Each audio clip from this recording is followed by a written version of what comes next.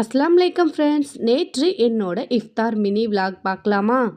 First rose மில்கை ready பண்ணி வச்சிடலாம் அப்படின்னு சொல்லிட்டு நான் எப்போவுமே ரோஸ் மில்க் செய்யணும் அப்படின்னா மதியமே பாலை காய்ச்சி நல்லா ஆற வச்சுட்டு ஃப்ரிட்ஜில் வச்சு நல்லா கூலிங் பண்ணி எடுத்துருவேன். இஃப்தார் டைம் ஹாஃப் அன் ஹவருக்கு முன்னாடி ஃப்ரிட்ஜில் உள்ள பாலை எடுத்து இந்த மாதிரி ரோஸ் மில்கை ரெடி பண்ணிக்குவேன்.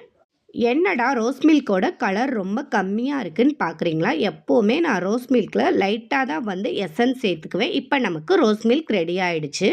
அடுத்ததாக உருளைக்கிழங்கு பஜ்ஜி செய்யறதுக்காக இந்த மாதிரி உருளைக்கிழங்க ஸ்லைஸாக சீச்சு எடுத்தாச்சு. சரி, இது கூடவே கொஞ்சமாக வெங்காய பக்கோடா செஞ்சிடலான் வெங்காயத்தை இந்த மாதிரி நைஸாக சீச்சு எடுத்து வச்சாச்சு.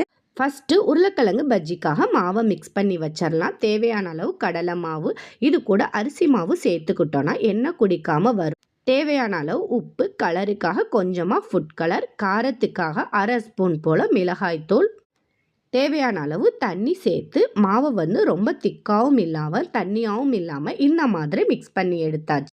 இந்த மாவை வச்சுட்டு அடுத்ததாக வெங்காய பக்கோடாக்கு மாவு ரெடி பண்ணிடலாம். இதுக்காக நான் இந்த மிக்சர் பஜ்ஜி மாவு தான் எடுத்திருக்கேன். தேவையான அளவு மாவு சேர்த்துக்கு. இதில் உப்பு காரம் எல்லாமே இருக்கும். இருந்தாலும் இந்த மாதிரி கொஞ்சமாக பச்சரிசி சேர்த்துக்கங்க. பச்சரிசி சேர்க்குறனால எண்ணெய் குடிக்காமல் வரும். இதில் இந்த மாதிரி கொஞ்சமாக கருவேப்பிலை இலைகள் சேர்த்துக்கிட்டிங்கன்னா வாசமாகவும் டேஸ்ட்டாகவும் இருக்கும். கொஞ்சமாக தண்ணி சேர்த்து நல்லா மிக்ஸ் பண்ணி எடுத்துக்கலாம். தண்ணி கொஞ்சம் கூட சேர்த்துட்டா எண்ணெய் குடிக்க ஆரம்பிச்சிரும். அதனால் இந்த மாதிரி மாவை மிக்ஸ் பண்ணிக்கங்க. இப்போ அடுப்பில் எண்ணெய் வச்சு எண்ணெய் நல்லா காஞ்சி வந்ததுக்கப்புறமா மிக்ஸ் பண்ணி வச்சுருக்க மாவை எடுத்து கைகளால் இந்த மாதிரி உதுத்து விட்டு சேர்த்துக்கலாம். உங்களுக்கு வெங்காய பஜ்ஜி வேணும்னாலும் நீங்கள் வெங்காய பஜ்ஜி மாதிரி கூட எண்ணெயில் போட்டு எடுத்துக்கலாம். நான் இன்னைக்கு இந்த மாதிரி உதுத்து விட்டு வெங்காய பக்கோடா மாதிரி தான் போட்டு எடுத்திருக்கேன். அடுத்ததாக உருளைக்கிழங்கு பஜ்ஜியும் எண்ணெயில் போட்டு எடுத்துடலாம்.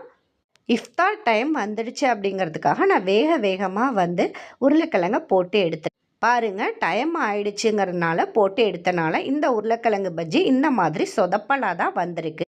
ஒரு வழியாக நோம்பு திறக்கிற டைம் வந்துடுச்சு. பள்ளிவாசலில் வாங்கின நோம்பு கஞ்சி, ரோஸ் மில்க்.